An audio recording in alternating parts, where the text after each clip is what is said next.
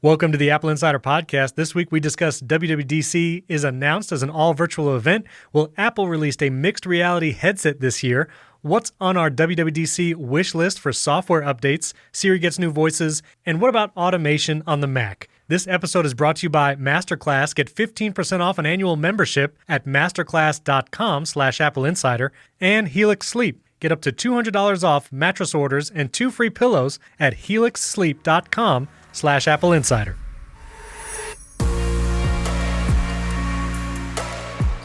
Welcome to the Apple Insider Podcast. This is your host, Stephen Robles, and joining me is my friend across the pond, William Gallagher. How you doing, William? Hello. I'm mostly fine, but I'm afraid I've given up on you sending me an M1 Mac, so it's too late. I've gone and bought one. Okay, fine. Oh, yes, and we will talk about that. But not only is my friend across the pond on here, Neil, you're joining us again for a three-way podcast here. What's up, Neil? Hey, guys. First of all, before we get to the big news of WWDC was announced, we're recording on April 1st, which is April Fool's Day. And listeners, I'm going to assure you now that we are not going to do any April Fool's jokes to you on this podcast, unlike all those other brands on Twitter. I don't know how you guys feel about that. I saw the whole controversy with Volkswagen and the Volkswagen thing. Oh, and I think it was one of those things that regular people who are not news reporters weren't understanding. Yeah. Behind the scenes, Volkswagen was like explicitly lying to reporters and saying, no, we really are changing our name. And there's like this unwritten code where it's like, you don't do that to reporters. Like, you don't lie to them. You say, yeah, it's an April Fool's joke, and then everybody plays along. But yeah, they totally screwed the pooch on that one. Yeah. It's funny because I've got a drama background, and in drama, actually, you quite like producers to lie to you about things so you can spoil some surprises.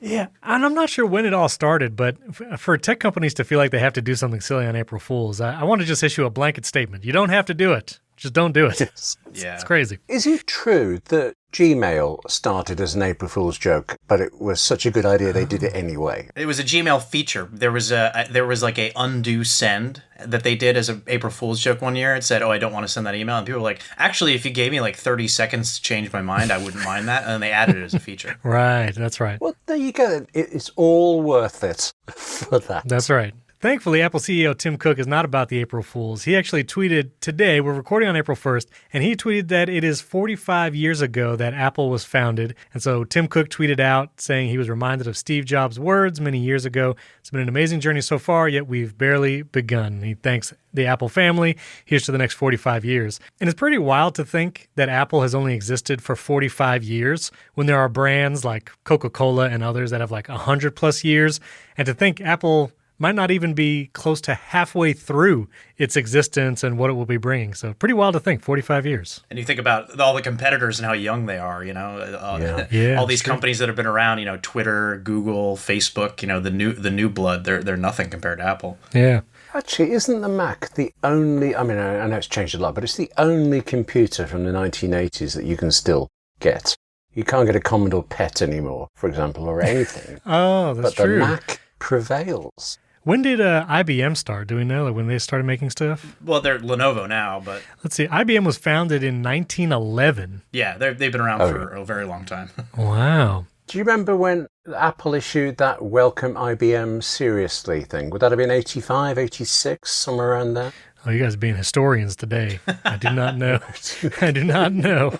It was quite a while ago. Anyway, should we say? Back in the day when IBM and Apple were the big enemies, and then it was Apple and Microsoft, and now is it Apple and Samsung, or have we grown up past that and there are no rivalries left anymore? Well, when it comes to privacy, there are certainly rivalries. Yeah, that's true. Yes. I mean, maybe Epic. Epic is the rival of Apple today. But the big news this past week was Apple did announce WWDC for 2021. It's going to happen June 7th through June 11th. And the up-in-the-air question was, will they do some kind of in-person component? And they are not. It is going to be a completely virtual WWDC, just like it was last year in 2020.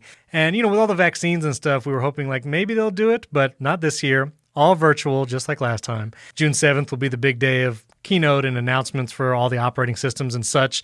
And in a moment, I'd love to talk about our wish list to maybe see what WWDC may bring software-wise. But I don't know, what do you guys think? Do you think next year, WWDC 2022, will we go back to normal? Back to some hybrid event of maybe mostly virtual and a smaller audience in person? What do you guys think will be the timeline for that? Actually, I don't want to call this one because I'm pretty sure this time last year I was certain it would be back to normal. I just kind of lamented because I loved the online stuff. I think, by this time next year, we'll have some sort of normalcy. I think it'll just be a normal event. Do you think it'll be like just as many, like 6,000 developers in person sitting in a room together? Yeah, I think so. I think, if they can get them in there. It's interesting. I saw that the other day, they in Texas they opened up for the Rangers, their opening game, and they said we can have as many people as we want, 45,000, and only 10,000 showed up. So right. One of the things here is that there's going to be long-term post-traumatic stress, trauma, whatever, anxiety about even after people are vaccinated, uncomfortableness with crowds. So that's going to be the real question: is when we get back to a point where we can have these types of events, are people going to feel comfortable doing it? I think that there will be a slow transition, but I think in the next year we'll be back to mostly normal. I think so. I think next year will be normal. I guess my curiosity, if in September, October, will we get a Steve Jobs Theater iPhone event? And I think that's possible. I think that we could see iPhone 13 or whatever it's called, and there'll be some kind of live event, but we'll see when it comes closer to it. The invites for WWDC are interesting. They're all memojis, and it is alluding to the Craig Federighi meme as he looked into the M1 MacBook, screen, and you see the colors on his face. So the WWDC invites are all those memojis, and they all have glasses, and everyone's reading into the glasses idea. Rarely does a WWDC invite like allude to some product announcement or anything like that, but they're mostly wearing glasses. Everyone's looked very closely at the reflection in the glasses. And even me, I saw there's a lady memoji, and it says June 7th, which is the date on the calendar icon in the glasses. And then there's a 21. And I was like, well, maybe a 21st month date would be an event sometime soon. And someone on Twitter said, well, it's the year 2021. I said, well, that's no fun. But it's interesting diversity of memojis. There's actually one, if you reload like Apple's homepage, they'll show different memoji for that invite. And one of them actually has like a cochlear implant on one of them. And it's just a great amount of diversity and able diversity among those. So that's pretty cool. Have you guys drawn any conclusions from these invites that you think they might be leading to? Has there ever been anything hidden in an invite from Apple? Like every year, everyone's looking at it, and there's never any secret message or anything. And it's like, what's the point? Yeah, I don't think so. William, can you remember any? I'm struggling. There was one a few years ago I remember poring over every icon, like a developer's head exploding with things. And yes, I came to loads of conclusions and none of them were right. But I'm just tickled that this year I didn't even notice the glasses. So there's a woman wearing glasses. It never entered my head that there could be significance. They will not be I will say it right now. They will not be debuting any glasses this year. That's just not going to happen. Okay, well, that was going to be my next question, because the rumors are, Ming-Chi Kuo has said coming soon, and maybe, I think it was Gurman and Bloomberg even said it might be coming this year. Not so much that the product would be coming this year, but maybe a software announcement or some kind of, we're working on an AR headset, although that seems unlikely that they would announce that at WWDC. If they're going to do it, they're just going to show it. But not that it would be available this year, but that developers could start working on the software at starting now, whatever new SDKs and new tools that are available, maybe they announce something like that for AR device to come either in the fall or in 2022. Neil, do you feel like that's just as not likely? Yeah, I mean, I think, well, we're talking about two different devices here, right? There's the glasses, which are supposed to be a, pie in the sky 4 or 5 years out, versus an AR VR headset, right, which it could potentially debut this year. I don't think it's going to happen at WWDC. I just wrote an editorial yesterday kind of previewing WWDC, and my expectation is that it's really going to be all about the Mac, and not only all about the Mac, but about Apple Silicon and having one brain powering all the devices from your desk to your wrist. Apple controlling the chip and the capabilities that gives developers when they're building new apps to be on all of your screens and all of your devices. Now, at some point, it seems like they're going to have a headset be a part of that, but given everything else that they are going to be announcing and pushing developers to transition over to Apple Silicon and presumably launching new high-end Macs, maybe a new iMac with an M1X processor, giving some more clarity on what they're going to be doing for graphics capabilities, that sort of stuff. I think there's just way too much on the plate that to throw a headset at developers on top of that doesn't seem like great timing. So I would venture a guess and say not this year. No. Okay. Now, William, you had predicted that the Apple Car would be announced at a March event. I think that's 0 for 2. I could be wrong, but Yeah, I know. It's April 1st as we record. Look, one day I'm going to be right, and I'll be the first. That's true. Yeah, and nobody will remember the mistakes. Yeah, for sure. So what do you think? Do you think any kind of mixed reality or software announcement for developers at WWDC? I was going to say no until he said that about the SDK. I thought, actually, oh, that makes sense. Of course, that would be announced earlier, just like the developer transition kit was announced earlier. But it feels like we're really just getting into the heart of the Apple Silicon move. So I'm expecting more Macs. I'm not necessarily expecting anything else, but AirTags one day. So one day. There is already an AR kit. Apple has had this for a number of years, and this was shown off like with the iMac Pro announcement and all that it could do processor-wise for that. And for like the LiDAR scanner, developers have had access to that to use AR. So it's not like they don't already have an AR kit tool set. So I guess it would be watching during WWDC to see if they add features or anything addition to what they have now for ARKit that might point to glasses. But I'm inclined to agree with both of you. I don't think we'll see a hardware announcement for any kind of AR VR headset or glasses at WWDC. Man, I'm gonna stop saying WWDC and just say Dub. I think I'm just gonna go with that. But I think I'm gonna be watching Dub closely to see if anything points to those things as far as like AR kit or VR kit or anything else. I think another thing to consider here is, presumably Apple's going to want to show off a final product, but if they're going to have the 18-month lead time, they're going to have some sort of bulky, ugly thing that they're going to have to send to developers. Right. That's fine when it's a box that sits on your desk, but when it's something that you literally wear on your face, that's a tricky thing. Like, is Apple going to be sending out some sort of thing that looks like an Oculus device where it's this nerdy giant thing that you wear on your head? Probably not, but if they need 18-month lead time and they need to get hardware in the hands of developers to try it out, it's going to be this delicate balancing act where they don't want to have people taking photos of some really janky looking thing that you wear on your face. I think that could shoot the product in the foot right off the bat. So they're going to have to be careful about how they roll this thing out. Yeah. Well, we'll talk about our wish list too for WWDC in a minute. See, I said it again. I'm going to dub. Going for that.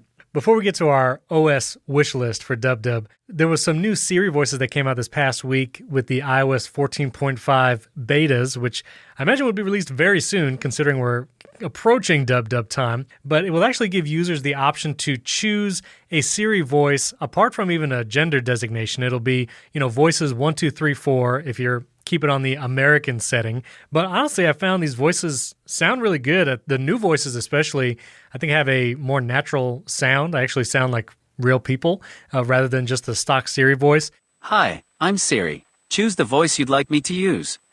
Hi, I'm Siri. Choose the voice you'd like me to use. Hi, I'm Siri. Choose the voice you'd like me to use. Hi, I'm Siri. Choose the voice you'd like me to use. What do you guys think about those voices? You going to change your accent or person doing it? Well, I can tell you actually, in the UK, the default for Siri is male. Always has been right from the very start of it. Right. And because, doing what we do and hearing about Siri, the fact that Siri came out in the States before here, by the time we got it, a few weeks or months later, Siri was permanently a woman in my head. So a male voice always sounds wrong.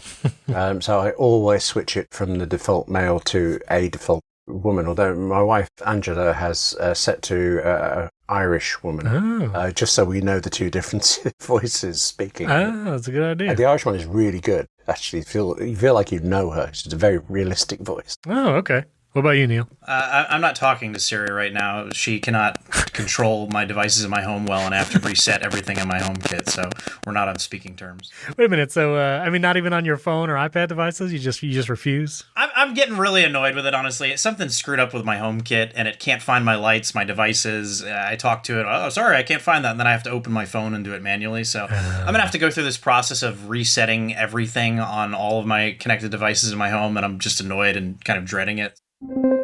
This episode is brought to you by Masterclass. With Masterclass, you can learn from the world's best minds anytime, anywhere, and at your own pace. You can learn the art of negotiation from Chris Voss, you can learn cooking from Gordon Ramsay, and you can even learn music curation and DJing from Questlove, the band leader from The Tonight Show. With over 100 classes from a range of world-class instructors, the thing you've always wanted to do is closer than you think. Guys, I love Masterclass, and I've done several courses with them. I've done music and score composition for movies with Hans Zimmer. He's done music scores for a lot of popular movies, I watch Neil deGrasse Tyson and Scientific Thinking. I could hear him talk all day. And one of my favorites that I mentioned before, Chris Voss with The Art of Negotiation. Not only did I read Chris Voss's book called Never Split the Difference, but his course on Masterclass can help anyone with their negotiation and just communication skills. Whether or not you think you're in negotiations with your boss or people around you, learning his style of communication and the tools that he gives you, especially if you have to work with clients as a freelancer, it is incredible. So I highly recommend that Chris Voss course. Every course you watch on Masterclass looks incredible. You can see inside the studio of Hans Zimmer. And if you're learning something like dog training from Brandon McMillan, and that ability to see what the teacher is actually telling you helps you learn that much faster. You can watch Masterclass on your iPhone, iPad, just go to the web on your Mac or on your Apple TV. I love that you can watch it anywhere. And if you do it on your phone, you can just flip a little toggle switch and go to audio-only mode if you want to listen to the rest of the lesson in the car as you drive. It's a great little feature. Each lesson is just about 10 to 15 minutes in length, so you can do one on your lunch break, or you can binge a bunch in a row. Not only that, but every course will give you additional resources that you can download, whether it's lesson recaps or supplemental materials. It will really help you learn not only as you watch the courses, but as you use those additional materials. I highly recommend you check it out. Get unlimited access to every masterclass, and trust me, you're going to want to take several of them. And as an Apple Insider listener, you get 15% off an annual membership. So go to masterclass.com/AppleInsider. That's masterclass.com/AppleInsider for 15% off Masterclass. Our thanks to Masterclass for sponsoring this episode.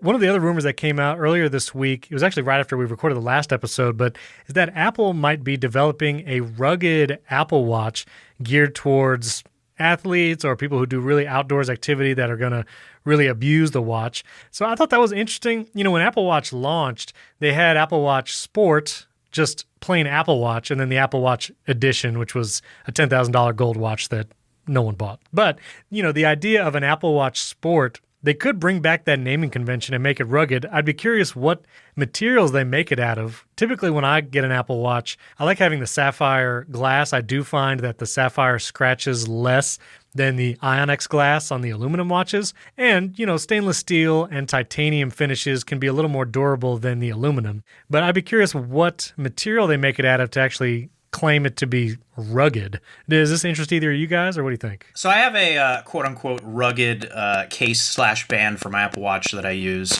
when so I wear my Apple Watch when I play hockey. There's a great app called Hockey Tracker that like lets you know how long you're on the ice, how your shifts are, whatever. And I obviously don't want to get whacked on the wrist and have my watch break, so I do use it. And I haven't had any issues, and I like it. But yeah, I would be very intrigued by a sport version of the watch if it were a bit more rugged, and seeing what materials they would use and all that. But my guess is that if they did a sport version, it would probably be the cheap version of the watch. It would probably be the entry-level model. As you said, Stephen, you know, in terms of using the different types of glass and whether you want aluminum or stainless steel or something like that, it would make it a difficult decision.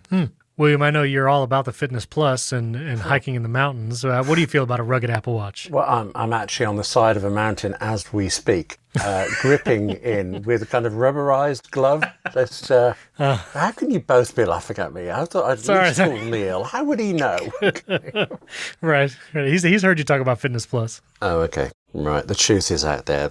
I presumed it would be some kind of rubberized outer casing, but that would make it bigger and bulkier. And that Apple isn't big on big and bulky, is it? So yeah, and I'll be honest. I mean, you know, if you wear a case, a rubberized thing, Neil, like when you play hockey, I understand this for protection, but I also see people just wearing cases on their Apple Watch all the time, and I don't know. I'm not a fan of that look. I feel it kind of, I don't know, degrades the idea of wearing an Apple Watch. Yeah. I don't like cases in general on anything. I mean, you've got these beautiful devices that Apple makes, and then you put it in a case. I don't use a case on my phone probably 90% of the time. If I'm, you know, going out, which I don't do as much these days, obviously, I might put a case on. But even depending on what I'm doing, a lot of times I just don't even bring my phone with me. I just wear my watch. But I don't have a case on my iPad. I don't understand people putting cases on everything that they own.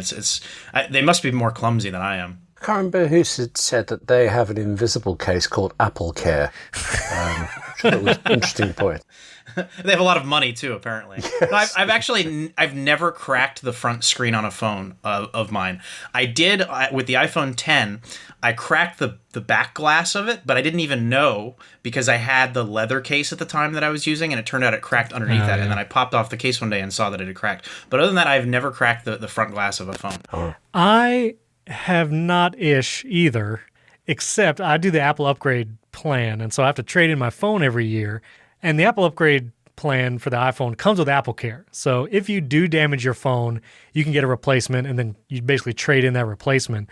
And I remember when I was literally pre-ordering the iPhone 11 from my 10S, and as soon as I was done with the pre-order, for the first time ever, I dropped my phone in such a way to crack the front screen. And it wasn't like a shatter. It was just kind of a crack just across the screen. Not super obvious, but it was the first time I did it, and I wasn't sure what to do. But I managed between the pre-order and the next week of picking it up, go to an Apple store, use my Apple Care, like $50 device, get a different phone without a crack, and then I literally traded that in a few days later for the iPhone 11 with the iPhone upgrade plan. That was the only time I've cracked a screen. I notice a lot of people with cracked screens on their Apple Watches walking around, and it's like, what are you people doing? I don't understand. Well, then that's why I get my wife the stainless steel models because of the Sapphire, because I got her an aluminum version the very first time I got her an Apple Watch. And somehow, as she was working in the kitchen, she hit it in such a way against the counter, which we have like granite tiles. She hit it in such a way that it cracked the screen, like literally day one of wearing it. And so I immediately returned that one and went stainless steel. And with the Sapphire, she's not had anything like that, crack or otherwise. So I don't know, William, are you rough on your watches? No, I don't have a single mark on my watch and never have. I would say the same about phones as well, except there was one time a few years ago when it flew out of my pocket and made an arc across the road and smashed in front of a car. Oh. And I still think of that. It makes me think of the new commercial that Apple has where the woman's fumbling with her phone and then it falls out. Right. And then it lands in a pile of dirt. And it's like, you really want to show how tough your phone is? Let's have it land on some concrete and slap around, on the ground. Like, landing in a pile of dirt, oh man, I'm so worried about your phone there. I don't like that ad.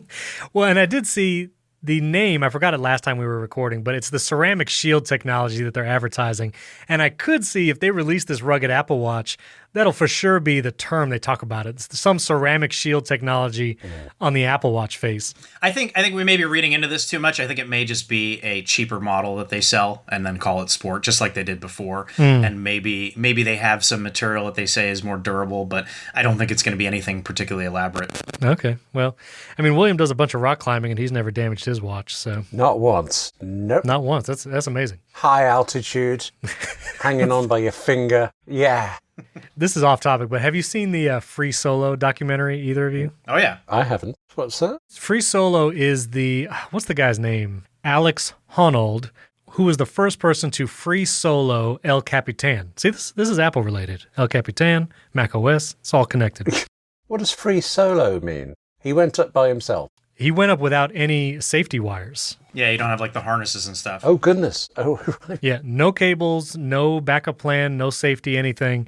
He climbed El Capitan free soloing, no cables, all by himself. If you are faint of heart, let me say, this documentary is like the ending part when you're actually watching him climb. Yeah, it's vertigo-inducing. Oh, vertigo-inducing, like nerve-wracking, like your palms will sweat the entire time. Yeah. Because like one wrong move and this guy just falls off El Capitan. Like there's no, he might survive. Like it would be over. So it's a wild documentary. Oh, not for the faint of heart, but it is a very interesting, and I do recommend if you'd be into that. William, I know you do this all the time, so. Well, same old, isn't it, really? Yeah, Yeah. Scene one. Yeah, for sure. Last rumor, this was found in the tvOS 14.5 beta. It hinted at a redesigned Apple TV remote with some center button, but then it looked like that was not actually the case, maybe not the actual remote that Apple will be developing. But I still hold to the fact that Apple surely will redesign that remote whenever this next faded Apple TV comes out.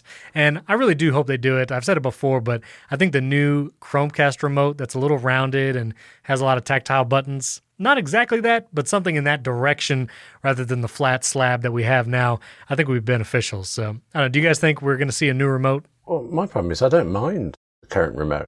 I mean, I know I always pick it up the wrong way. Yeah, that's a pain. But other than that, it's all right. Right. But Neil, you feel stronger. They have to keep some sort of a touchpad on there, I feel. It's just the way that the interface is and all that. Right. I think you keep the remote largely the same and have one side fatter than the other so you can pick it up right. You know which side is the touchpad.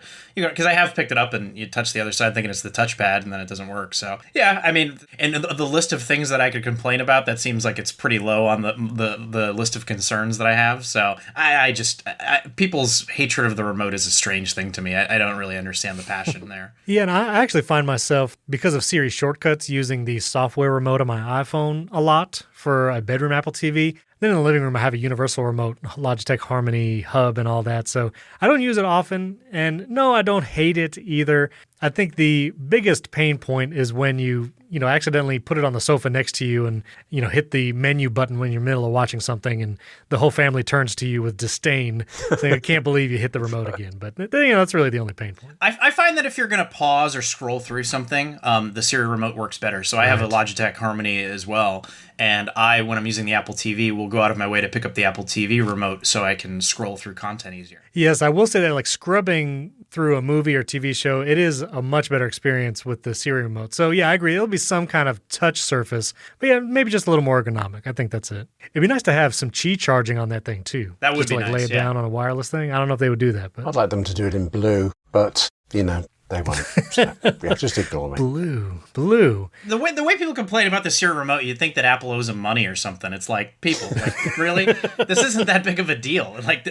Of all the problems of Apple's products, the Siri remote is just not that big of a concern. It maybe add some wireless charging, make one side fatter than the other, and you're done. You don't need to reinvent the wheel here. I will say, so as we move into our WW wish list for software, I will say with the Apple TV, I use a HomePod with my bedroom Apple TV as the speaker. And most days it stays connected. And if I just press play on something, the audio will come from the HomePod and it sounds good. But sometimes it disconnects. And for some reason, Apple moved the audio setting. You used to be able to go to the settings app on Apple TV, go to video and audio, and then choose the audio output. From there, HomePod being one of the choices, any AirPlay 2 device would show up there, and you could kind of set that as the speaker. But now they've removed that. You can't choose your audio out for AirPlay device there. You actually have to hold the TV button on the Siri remote, and then that little side thing slides in, and you go down to the AirPlay looking logo, and from there you can select an AirPlay audio device to play to. And that's something like just some of those software quirks where, okay, you want to put it there in that side menu, sure, do that, quick access to it. But I feel like you should also have it in the settings app where you would set up audio settings. But that's just me. Do you guys use any HomePods with your Apple TVs, or do you guys all hardwire it and just use speaker? I have a receiver with a 5.1 setup. That works great for me. And yeah. Speaker technology hasn't really advanced that much in the last 40 years, so I'm pretty happy with it. Yeah. What about you, William? I'm trying to think. There was a point when I put my one HomePod in front of our TV and linked it up because Strictly Come Dancing was on and it's live Saturday night music and it sounded really great. But then I couldn't be bothered to turn it on and pair it, and I moved it back. I should do that. I've now got 2 HomePods. I should do that. I kept looking for HomePod deals since it's been discontinued. OWC had the best one for $250, but now they're out of stock everywhere.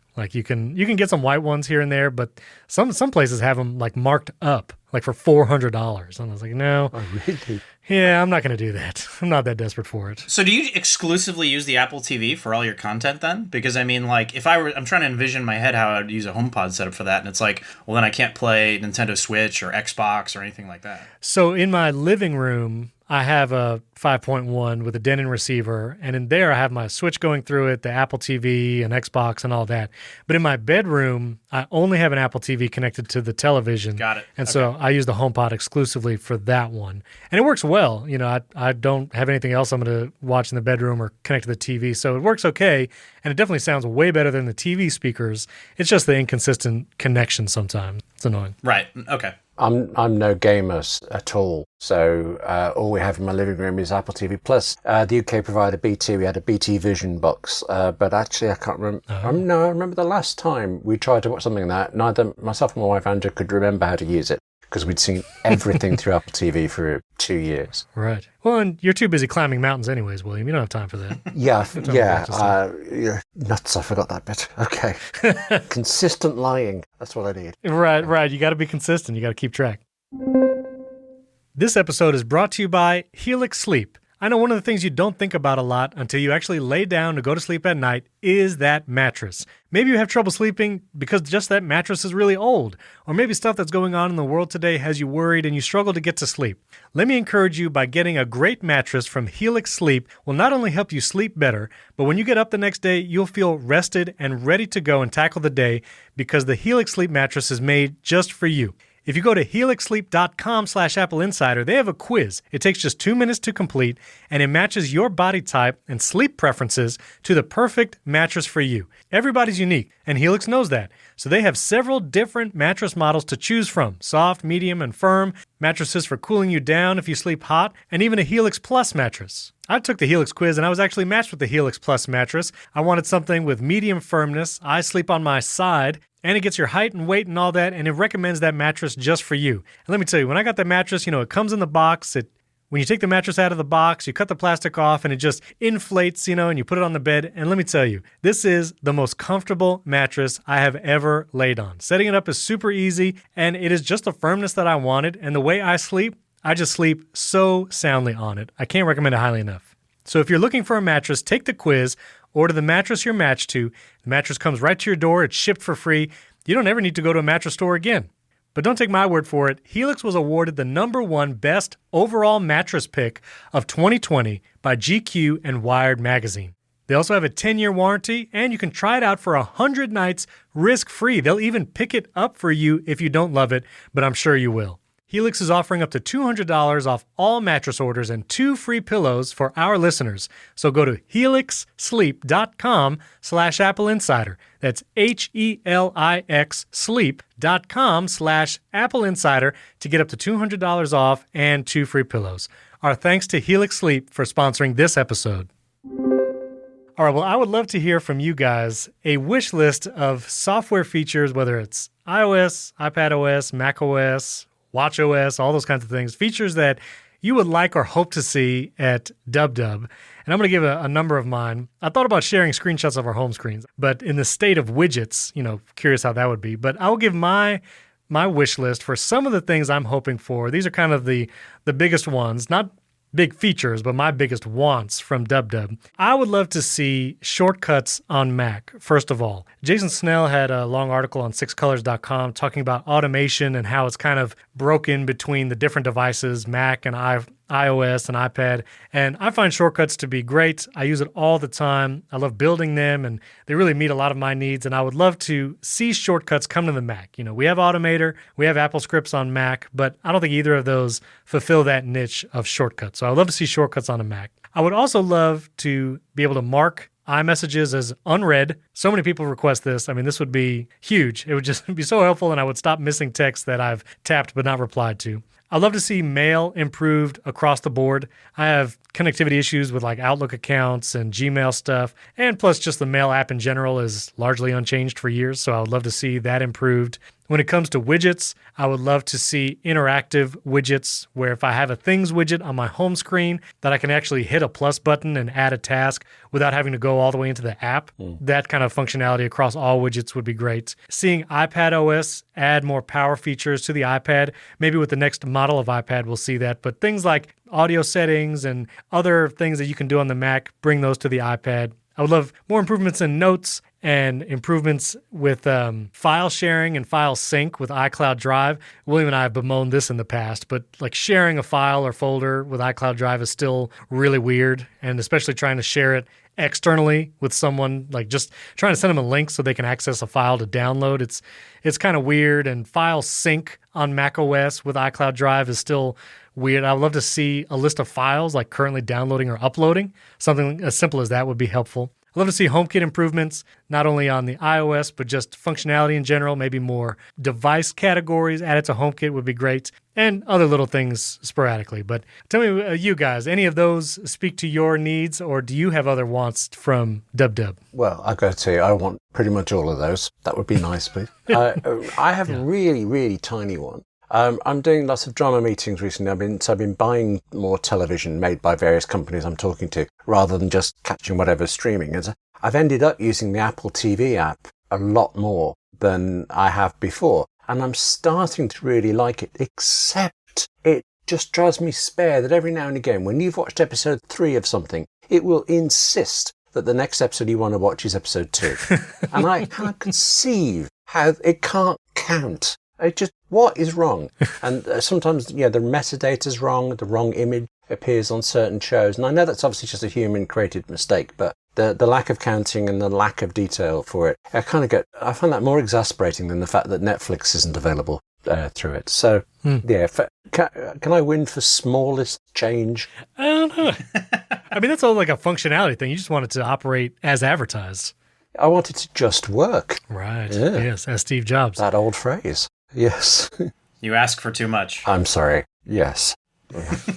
I'm trying to think about what I would want on each platform, at least one thing. I would say, I agree with you, Stephen. I want to have shortcuts on the Mac to replace Automator. I think that having that sort of integration, there's a lot of capabilities and features that are on the iPhone and iPad that just aren't on the Mac. For example, Apple Fitness Plus. Like, why is that not on the Mac? That doesn't make any sense to me. Should be easily available. I'd like to see more integration between the Apple Watch and the Mac as well. Like, why can't I manage my watch from my iPad or my Mac? Why do I have to do it from my phone? That would be a nice one.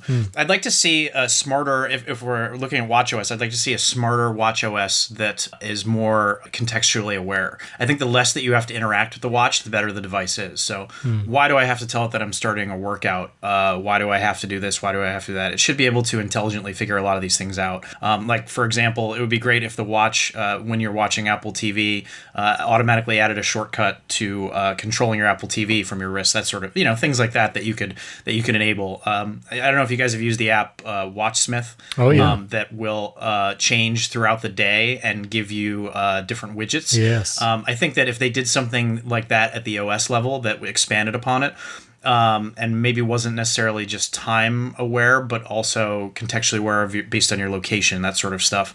The less you'd have to interact with the watch, the better. Looking at the iPad, I would say I agree with you, Stephen, that they just need to take kind of the training wheels off. I'd like to see some proper multitasking on the iPad to make it a true Mac replacement. Maybe some external monitor support. Maybe we'll be getting that with new hardware that will properly scale to the size of the external monitor with the OS rather than just mimicking the 4x3 Letterboxed screen on a widescreen. Yeah, the letterbox, with a widescreen or whatever. That would be nice. And then on the phone, I would like to see more MagSafe accessories. I don't know if that's necessarily an OS thing or just a licensing thing or whatever, but I'm excited about the potential for MagSafe, and I think that future iterations of it might bring in some sort of data transfer and stuff. But again, thinking about the NFC capabilities that are built into MagSafe and being able to mount your phone and kind of what I was talking about with the watch too, having it intelligently turn into something when you attach an accessory, I think would be pretty exciting. So I'd like to see Apple expanding on that with iOS 15, adding capabilities and making it so that you can make it a more dynamic device. Have you guys found or use any widgets that you feel like this is just great? I'm so glad we have widgets. Or like, do you have any widgets on your like main home screen? For me, I use the weather widget because that's a nice glanceable information thing. And I use the Fantastical widget. They have awesome widgets. Honestly, I think there are third-party widgets that are really showing what widgets can do as opposed to like the first-party ones. The Fantastical one, I love this. It's a 4-app, like a long horizontal widget, and it shows the month calendar on the left side of the widget, and on the right side of the widget, it shows like today's agenda events, so I can quickly see what day of the month it is and where we are there, and then also what events I have today, and if there's none today, it'll show tomorrow. So I love that widget specifically. But other than those two, mostly I find widgets are either just like a shortcut to open the app, and maybe that's a functionality thing, but I don't know. What widgets have you found that like you love, if any? Well, so I'm looking at my home screen right now, and I have on my main screen I have Apple Calendar I use. I have Carrot Weather with a 5-day forecast. Oh, yeah. I have the music widget, and then I have the photos widget, which it's just visually more attractive to show me photos rather than just having an icon there of a flower or whatever. And then on my second screen I have the large Apple News widget, which has 4 stories on it. And then on my third screen I just have a little corner widget, which is it rotates between my fitness rings and battery state of my devices. Oh. Do you have those automatically switch, or is it a manual swiping? It automatically switches. It seems like most of the time it just shows my rings. I don't know how it decides what to show when, but right. I'll switch between them occasionally, but I'm not really. I try to avoid battery anxiety, so I don't really dwell on it. Here's a question: do you guys have the percentage of your battery show up on your iPad and your iPhone, or do you just have the icon? Icon. William, I'll let you go first. Well, as I remember it, with once we got the notch, you couldn't have the percentage in the top. You have to swipe down in Control Center to see it, but right. I do that all the time. Oh, do you? Yeah. I'm with you on the exercise rings things, by the way. I found that killed the battery because I'm so fit, so active. The rings were just whizzing round and round, and it was just killing. I use the same Fantastical widget as you. I have nothing on my front screen. I have only apps and icons because I use them all the time. I have one big widget on the second screen, which is a smart stack, rotates. But I think the most useful thing I have on there is a set of 4 shortcuts that I most often use. But other than that, I'd forgotten that I haven't used widgets as much as I expected to. I'm missing out. Well, if widgets, I think, get more powerful with iOS 15 and the new iPad OS, I think it would make a big difference. I would also love to see widgets on the iPad home screen. You can have widgets in that like left column today view, but as it stands right now, you can't put any widgets within the apps on the iPad home screen, like mixed in together. So that'd be a nice iPad OS 15 feature. Neil, to your question with the battery percentage, I have like high battery anxiety. Like I don't even want to look at the battery. Like only tell me when I'm like it's about to die. So I don't have any percentages of anything anywhere. Yeah. I have one battery widget buried in a smart stack, and I really only have it if I want to know the battery of like the AirPods that I'm listening to or whatever, because I don't like being surprised with a little beep and then they're just going to shut off. But I try not to look at anything battery-wise, and I also don't like to look at... I'm glad Apple did this feature, but I also wish they hadn't, which is the battery health feature, which if you go to the settings on your iPhone, and I think it came to the Mac too, you go to settings, battery. Now it'll give you anxiety about replacing your phone. Yeah, exactly. And like, I'm just curious, maybe if you guys could go to it now, I'd be curious what your percentage-wise is, but I have my iPhone 12 Pro here. I go to settings, battery, and then there's the battery health menu. Mine says maximum capacity 100%. Yeah, mine does too, actually. Peak performance capability. But I have an iPhone 12 Pro, so. That's what I have too. William, what model do you have and what percentage capacity do you have? Oh, mine's on 97% maximum capacity. I have an iPhone 12 Pro. Well, it's time for a new phone, William. That's it. It's over. You got to get one. So the battery widget will automatically, if you have something connected, like your AirPods or whatever, it'll show up there and then it will go away if it's not connected. And so I find that it's more often than not, it's just rage-inducing for me because the PowerBeats Pro case is the worst thing that Apple has ever designed. The magnetic attachment to get it in there to charge doesn't work, and you don't know that it's not charging. So like when you close the lid, and then I'll try to go for a run like the next day, and it'll be dead. And then the only way I'll know is if I go to the widget and flip over and see it, the headphones are still connected because it's not actually seated in there and charging. I don't know who designed that case. It's giant. It doesn't have wireless charging in it. It's like 4 times larger than the AirPods case, and it doesn't even sit in there right. Like, and these things cost like $200. I don't know who designed it, but they need to be fired. Strong feelings. It's terrible. Here's one other feature I would like, because the new like M1 Max, which William just got one. You can tell us about that in a minute. But, you used to have the battery lights on the side of your MacBooks. If you remember, listeners, back in the day, there's a little button on the side of your MacBook. You can press the button, and there would be, I think, 4 or 5 little green lights, and you could see the battery capacity right there on the physical device without having to open it. And now, with the M1 Max, the charging really mimics like the other devices. It's the same like sound when you plug it in, and it's like that bong or whatever. It feels like you're charging an iPad or an iPhone.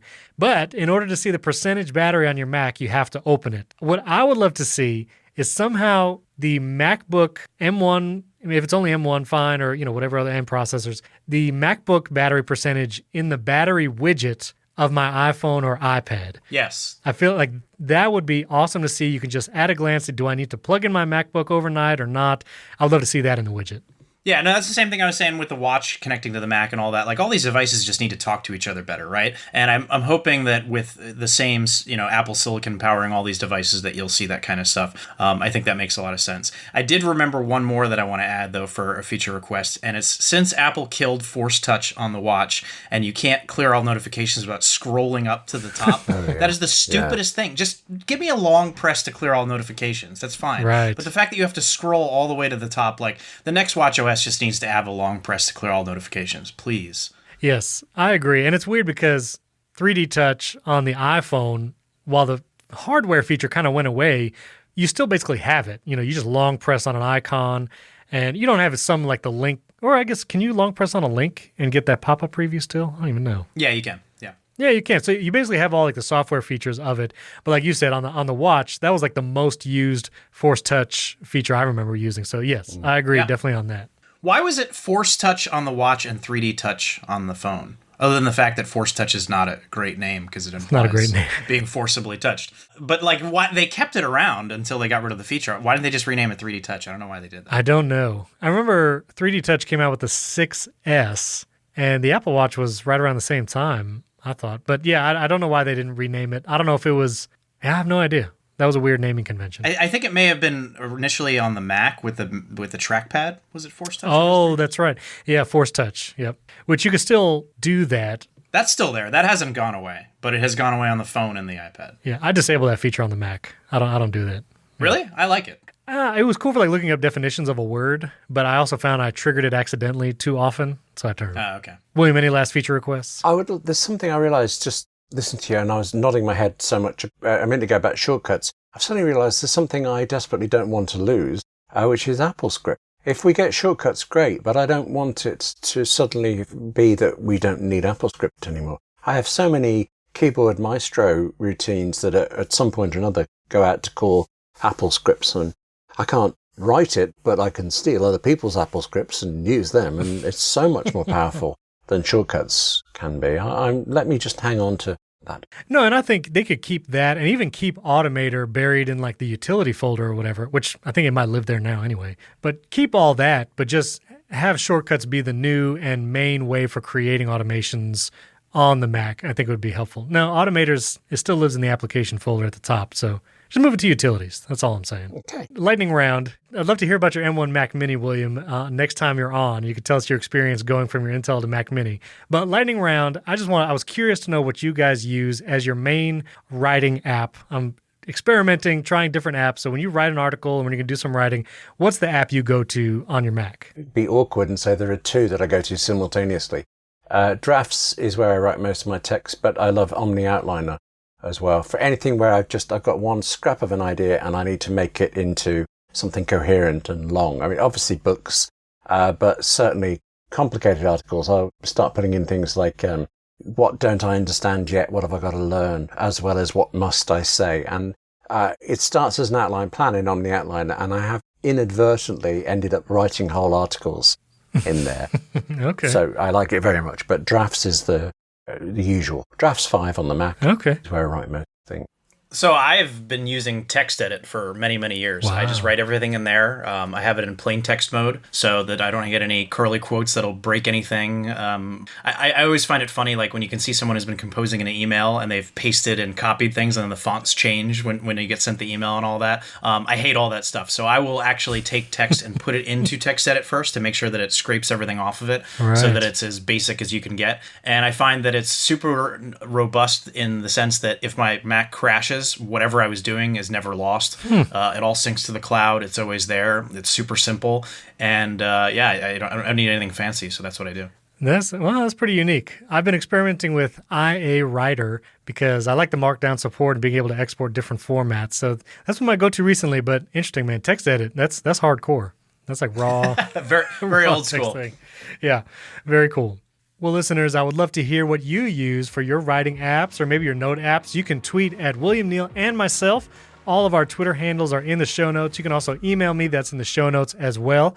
We would greatly appreciate a 5-star rating and review if you could in Apple Podcasts. That helps out the show. If you have a technology or Apple podcast that you do regularly and you would like an Apple Insider staff person as a guest on that show, we would love to hear from you. You can email me. That is in the show notes as well, and let us know. Tell us what your show is and what you'd like to talk about or what topic you'd like to cover. So we'd love to hear from you there. And don't forget to check out the other podcasts on Apple Insider. HomeKit Insider comes out every Monday about smart home and HomeKit products. And then we have Apple Insider Daily. It's the top Apple news headlines every weekday in just a few minutes. Thanks for tuning in. We'll catch you next time.